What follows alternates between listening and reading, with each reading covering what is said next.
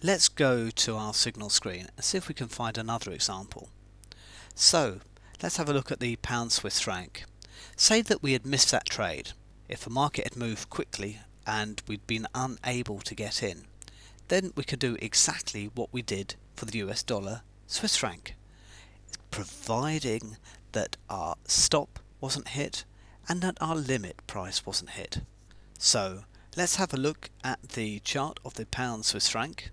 If we'd missed that trade, this is what we would look at. And as you can see, let me just bring up the pound Swiss franc. As you can see there, if I just draw this chart, we've got a price of, we would have entered a pending buy order at 68.54. Now at that price the market would have hit us at that price, would have triggered us into a trade, so that's a valid trade, and our stop would have been at 67.57. so I don't think we've hit that. No, we haven't hit that. I just checked that stop. Yeah, 67.57. so the stop has not yet been triggered and our profit target hasn't been triggered, so this trade is still valid. And what we can do is we can now enter this trade at a much better price. What I'm going to do in this case is put in a market order.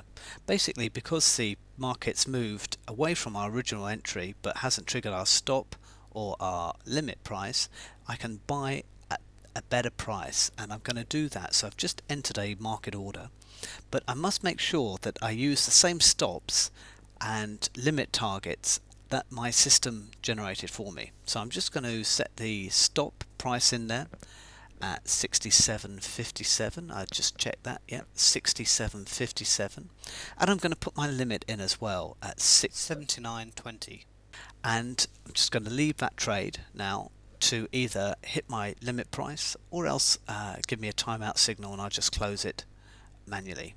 So that's all done, and I can just leave that.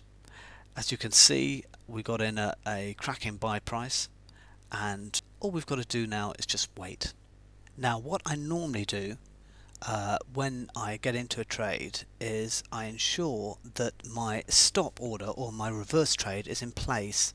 So what I'm going to do is set a sell stop at the original stop of 67.57. This is to get us into a reversal trade. It's not a stop for the first contract, it's actually a new contract. So if the market moves down and hits our stop, we actually want to be shorting this market, we want to be selling the market. So I'm just placing that in, and it's something that I always do, is I always place a pending sell order into the market exactly where my stop is. So let me just make sure that that's all correct. Yes, and that's in the market. I've not yet entered a stop for the reversal trade or a take profit because we don't know what the value will be until the stop is actually triggered. The system will tell us if a stop on the first contract is triggered, so we've nothing to be concerned about. So let's go back to the US dollar Swiss franc trade, and as you can see, it's approaching our entry point. It looks like it will trigger it, and it's tempting to enter now, but what we must do is we must stick to the trading plan. We never try to enter prematurely into a market because it means you will have to set a larger stop. But it looks good, I must say, although what we must do is wait and allow the market to come to us. Discipline in trading is very important, and you must stick to your trading plan.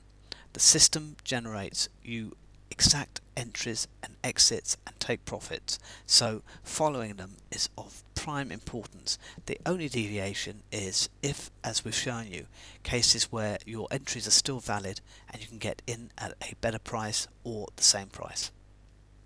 So this is the result of the US dollar Swiss franc trade. As you can see, the market came down and it triggered our entry, and then it went up a little bit and came back down again. So what I'm going to do now is go through these trades piece by piece in a summary so you can see exactly what we did, and hopefully it strengthens in your mind the way we trade our signals.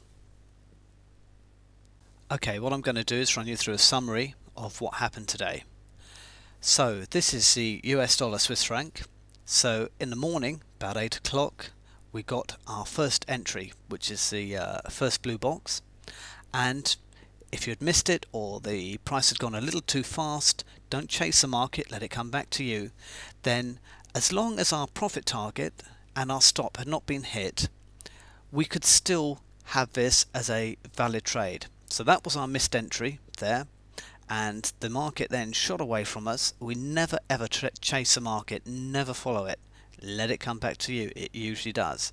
So it went up, couldn't hit our profit target, and then came back down again. So didn't hit our stop down there. So it's a perfectly valid trade for us, and you're quite within your rights to enter if the market comes back to you, as long as your profit target is not hit and your stop is not hit. So you can see quite clearly where I placed my buy order and I waited.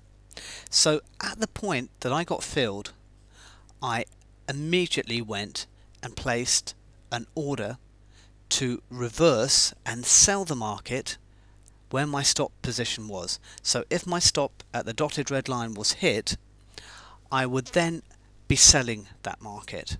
And this is part of our strategy, and you must follow it religiously. You don't know if the market's going to go up or down or which way it's going to go, so you must be prepared to trade in both directions.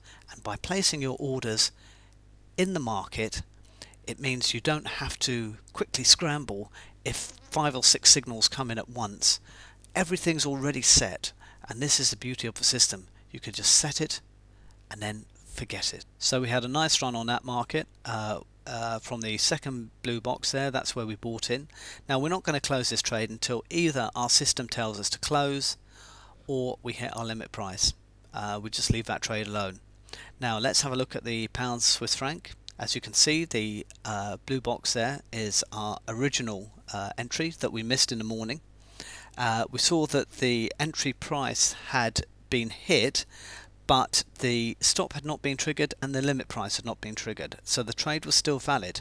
So we happened to come back and we could see that market was quite a lot down from our original suggested entry, so we just bought into the market.